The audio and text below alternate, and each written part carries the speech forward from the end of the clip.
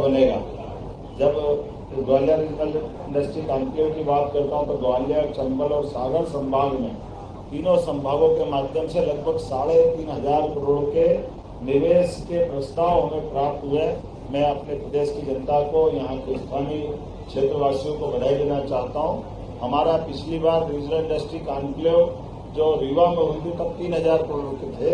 उससे भी 500 करोड़ के ज़्यादा इन्वेस्टर के यहाँ प्रस्ताव मिले, जिनके माध्यम से अलग अलग प्रकार के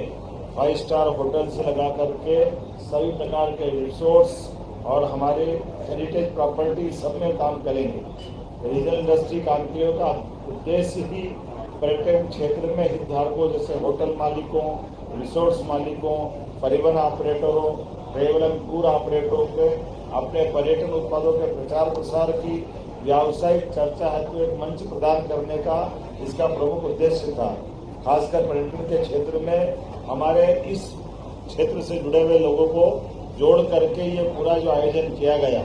मैं मान के चलता हूँ ये अपने आप में एक बड़ी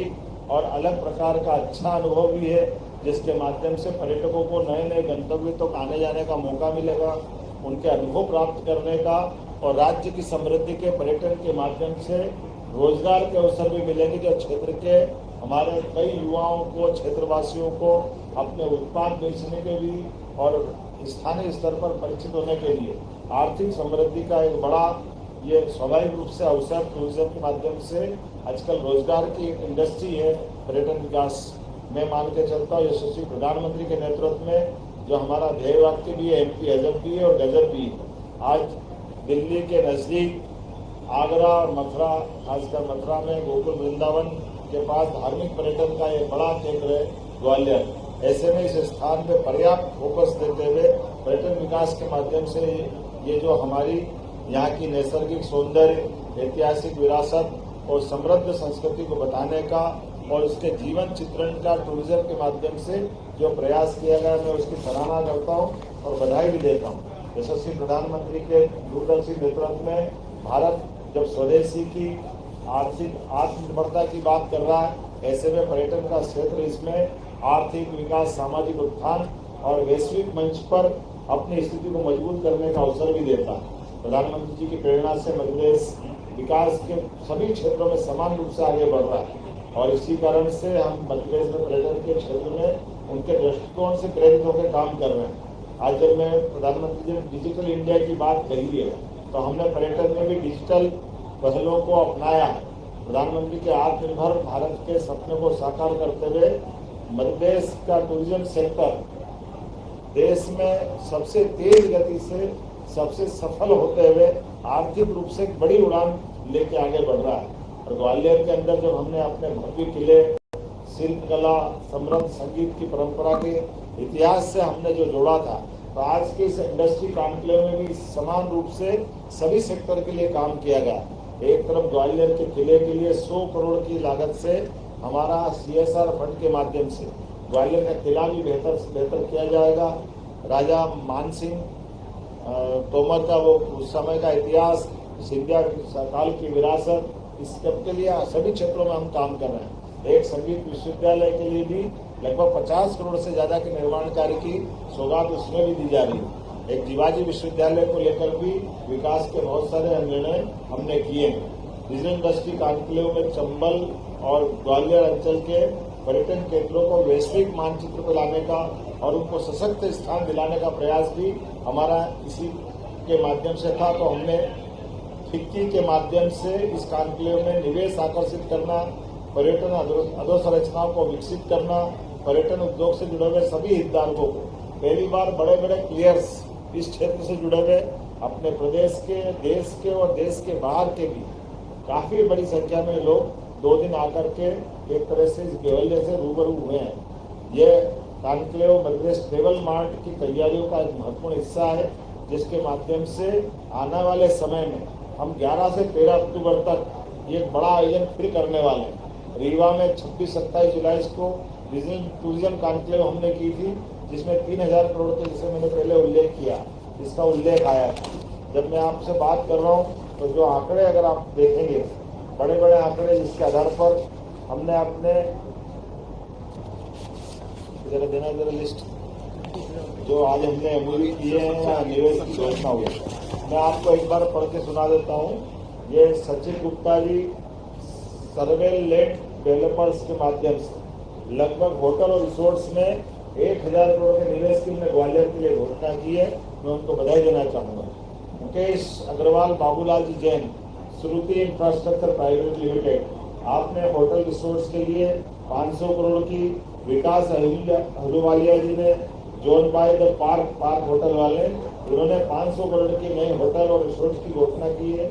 24 carat developers private limited 250 crore, Anoop Gupta ji Sonia लासिंग hospitality 200 crore, RP Maheshwari modern group वाले इन्हें 150 करोड़ की, फिल्म डिवीजन से 25 प्रस्ताव लगभग 102 करोड़, नीरज कंसल जी ने 100 करोड़, आकाश गोस्वामी आकाश इंटरप्राइजेस के माध्यम 100 करोड़, नवनीत शर्मा लायन ग्रुप से 100 करोड़, दीपक शर्मा दत्ता बिल्डकॉन 100 करोड़ और 25-24 ये अलग अलग Vishal oasis hospital, oakwood hotel private limited, JSK infra hotel, Sirisa, Priyasini construction, Amarnath ji, कुमेर शर्मा जी, प्रखर पाओ जी, यशोधर्मन जी, सब मिला के 3500 करोड़ से ऊपर के ये निवेश के लिए हमको यहाँ प्रस्ताव मिले। मुझे इस बात की प्रसन्नता है, जिस उद्देश्य से हमने ये आयोजन किया था, मैं मान के चलता हूँ कि बड़े पैमाने पर इस सबकी सफलता हमको मिल रही है। इसके साथ साथ हमने जहाँ भी निवेश की बात करते हैं, आसपास के कई जगह के एलओआई भी हम करते हैं, उसके आधार पर जो राज्य के अन्य जगह के लिए रहते हैं। ऐसे में अरुण तिवारी गांधी सागर मंदसौर के लिए 25 कक्ष के साथ उनने अपने एक नए यूनिट का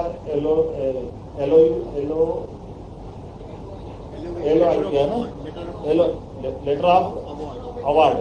तो ये एक तरह से पत्र इनको दिया है, जिसके आधार पर ये अपने संस्थान का शुभारंभ करेंगे। ये 5 करोड़ की लागत से, अरुण तिवारी जी का एमपर्डी धार में 5 करोड़ की लागत से ये भी 25 कक्षों का फिक्स टेस्टिंग यूनिट और मिनी रिसॉर्ट्स बनाएंगे। यस जैन जी रहीमपुरा बुरहानपुर में 10 करोड़ का, विजयना शाजापुर में 10 करोड़ का, अमित उपाध्याय जी विदिशा में 10 करोड़ का, संजय पाव गांधी सागर में 10 करोड़ का, विकास नीमा नन्नाखेड़ा जबलपुर में 30 कक्ष का 10 करोड़ का, कुल मिलाकर 60 करोड़ के इनको भी हमने अलॉटमेंट लेटर दिए हैं। ऐसी बहुत सारी उपलब्धियां यहाँ के लिए है। मैं मान के चलता हूँ आने वाले समय में राज्य सरकार अभी और भी बहुत सारे सेक्टर में काम करेगी, लेकिन आज का दिन तो 2 दिन के चलने वाले इस कॉन्क्लेव के समापन का, और ये जब मैं स्वदेश दर्शन योजना के माध्यम से फूलबाग क्षेत्र में लगभग 17 करोड़ की लागत से बेजाताल, मोती महल, संग्रहालय, गोपाल मंदिर, रानी लक्ष्मीबाई की समाधि, ऐसे कई प्रकार के साथ साथ the vintage car tour, Bejatal Italian garden का सौंदर्यीकरण, इस सब के लिए हमारे यहाँ के पर्यटकों को आकर्षित करने के लिए और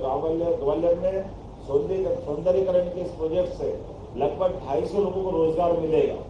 राजा मानसिंह तोमर का मैंने उल्लेख कर ही दिया है, उनके विश्वविद्यालय के लिए 58.46 करोड़ की लागत से 2 अकादमिक भवन, बालक बालिका छात्रावास, सभागार भवन और आवासीय भवनों का निर्माण और अन्य विकास कार्य किए जाएंगे। प्रदेश के शिल्पकारों के लिए भी हमने वेबसाइट का विमोचन किया है, इनसे जुड़कर भी लोगों को खड़ा कर रहे हैं। जब ग्वालियर किले के सौंदर्यीकरण और पर्यटन को बढ़ावा देने के लिए हम बात कर रहे हैं, ऐसे में ग्वालियर किले के संरक्षण, सौंदर्यीकरण, पर्यटन को बढ़ावा देने के लिए टूरिज्म कॉर्पोरेशन के माध्यम से इंटरग्लोब एविएशन लिमिटेड, इंडिगो और आगा खान कल्चर सर्विसेज फोरम के द्वारा एमओयू किया गया, और इससे जुड़े हुए वित्त पोषण की भी 100 करोड़ की इंडिगो ने अपनी सहमति दी है, जो वो अपने खर्च से यहाँ के कंजर्वेशन के लिए काम करेगा। मैंने इस कार्य का माननीय अध्यक्ष जी के साथ और बाकी मित्रों के साथ विमोचन किया है। टूरिज्म के सेक्टर में भी बहुत महत्वपूर्ण एमओयू हुए हैं। अलग अलग एजेंसियां डिजिटल और कई प्रकार से जो प्रमोशन करती टूरिज्म का, उन सबके बढ़ाने का प्रयास किया। उम्मीद करता हूं कि ये पूरे आयोजन के माध्यम से आपका हमारा समर्थन मिलता रहेगा। कल का फिर एक पीपर सेवा औद्योगिक क्षेत्र में 500 करोड़ की लागत से हाइड्रोजन कारखाना बनाने का एक शिलान्यास करने में दोबारा भी आ रहा हूँ। कल मुरैना के अंदर भी कुछ और सौगातें लगातार रहेगी। उम्मीद कर रहे हैं कि सौगातों का सिलसिला इसी प्रकार से चलता रहेगा। राज्य आर्थिक दृष्टि से समृद्ध हो, गरीब, महिला, युवा, किसान सबको काम मिले और मध्य प्रदेश देश के नंबर 1 राज्यों में माननीय प्रधानमंत्री की मंशा के अनुसार स्थापित हो जाए, इस दिशा में हम सब काम कर रहे हैं। मेरी अपनी ओर से बहुत बहुत बधाई।